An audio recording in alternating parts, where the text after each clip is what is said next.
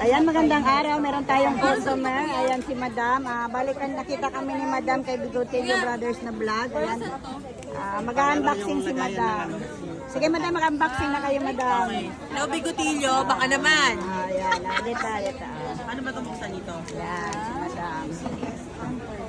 Bali si Madam pala, G-Gibbs ang pinambayad ni Madam. Kaya sa may mga G-Gibbs, pwede na kayong pumunta sa Kenas Telecom para ipambayad niyo.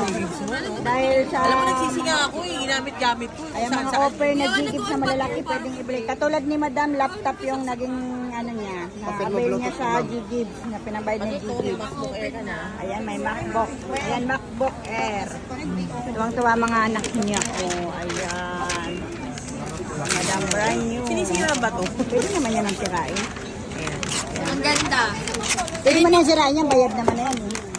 Okay. Yung plastic lang. There you go. Ayan. Kuya, pasaksak nga. At yung